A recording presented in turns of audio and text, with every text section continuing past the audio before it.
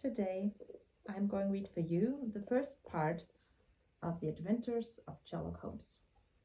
I hope you like it and subscribe my channel. Let's go.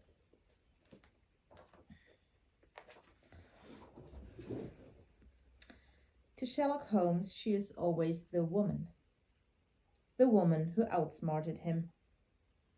All my friend has to say is the woman, and I know who he's talking about. Her name was Irene Adler. Let me introduce myself. My name is Dr. Watson.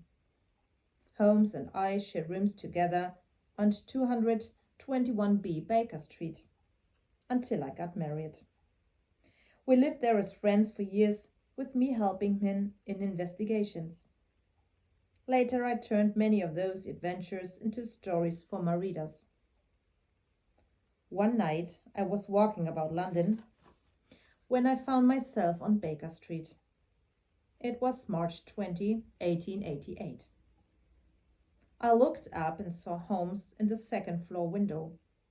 I could see his tall, lean figure pacing back and forth. His head was lowered, but I could still see his hawk-like nose and strong chin. He held his hands behind his back. My old friend was hard at work. I hadn't seen him for a long time, so I rang the bell and went in. Holmes looked at me with his sharp, keen eyes and greeted me with a smile. He seemed relaxed, with his long, bony body stretched out on his favorite old sofa. I found myself at ease again as I breathed in the musty air of his parlor, where we had gone over the details of so many cases together. Then he spoke. "I see you are enjoying marriage, Watson," he said. "I would say you've gained 7.5 pounds since I saw you last. I also see that you have returned to your practice as a medical doctor. I'm sorry you were caught in the rain recently, and equally sorry that you have a careless servant at home." "My dear Holmes," I said with surprise, "I have put on 7 pounds since I saw you last. And I was caught in a downpour in the country last Thursday. You are correct in thinking my wife and I are not pleased with the hired help at home.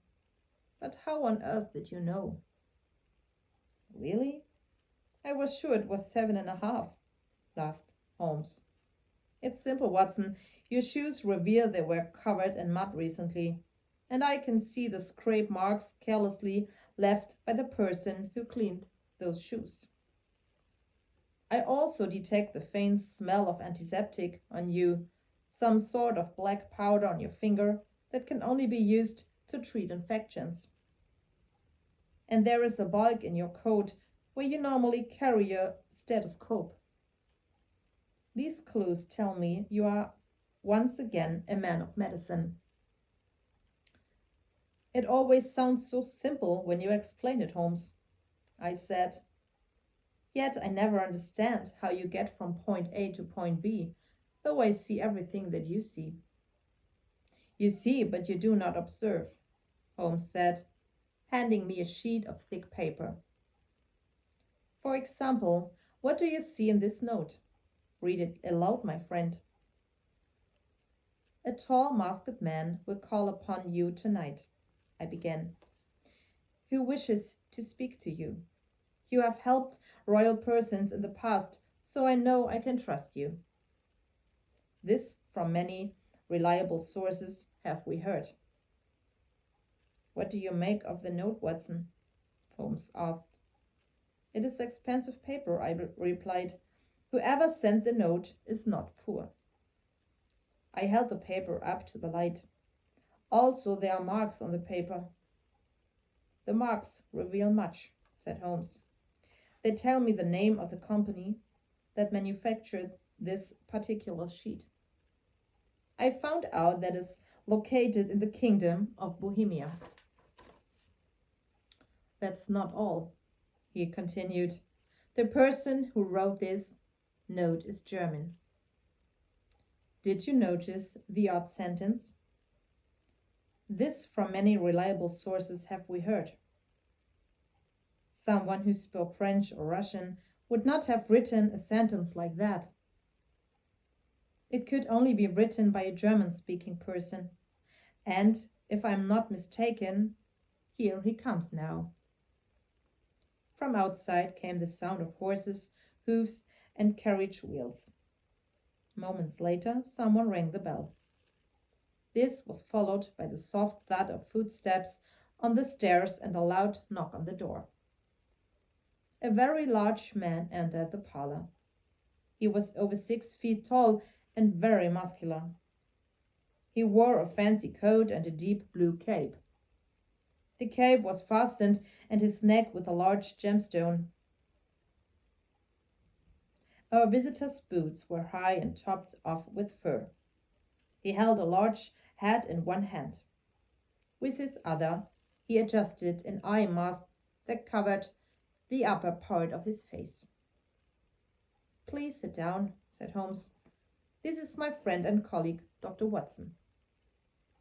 Anything you say to me, you may say to my trusted companion." "Mr. Holmes," said the stranger, "I am Count von Krem. I am a Bohemian nobleman. I need to speak to you about a matter of extreme importance, and I prefer to speak to you alone."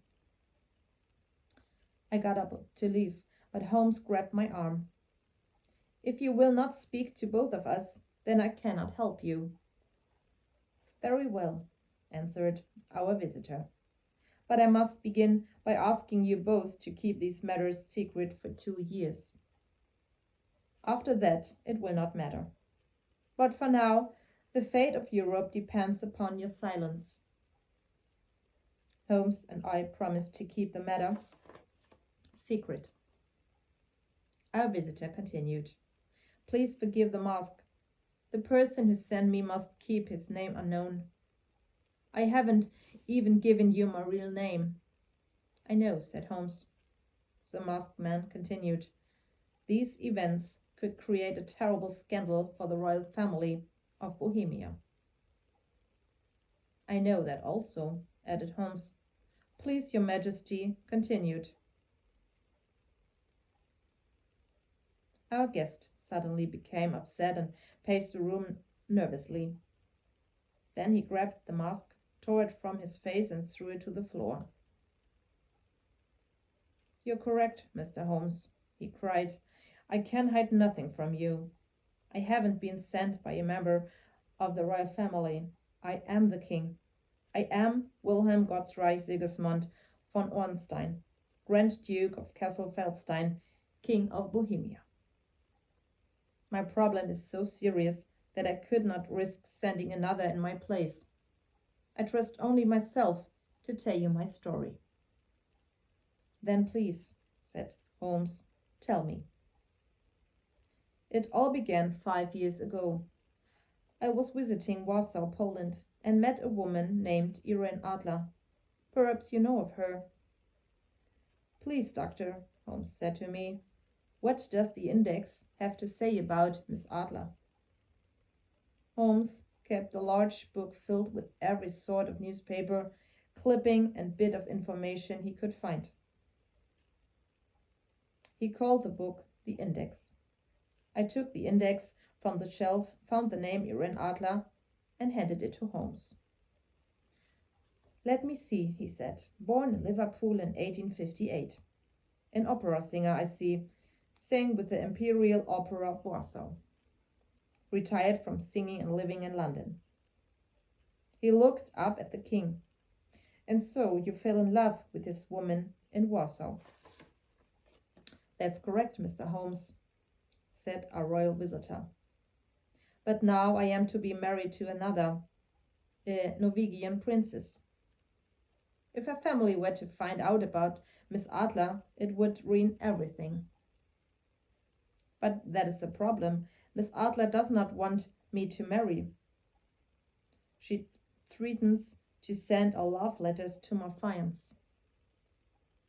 "You could say the letters were forged," offered Holmes. "She has a framed photograph of the two of us together." said the king. Oh dear, that is a problem, said Holmes. You must get it back even if you have to steal it or buy it. The king replied, I tried to get it back, Mr. Holmes. My men broke into her house, but they couldn't find it.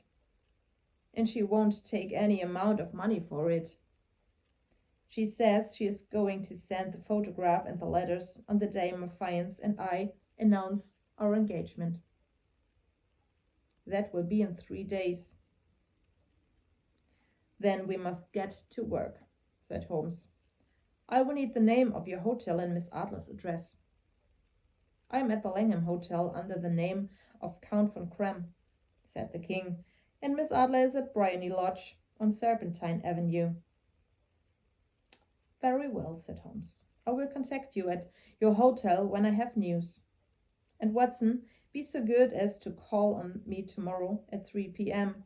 I would appreciate your help in this matter. I was at Baker Street at 3 the next afternoon, but Holmes was not. I had been waiting for about an hour when the street-level door opened. A man entered, dressed in dirty, ragged clothes.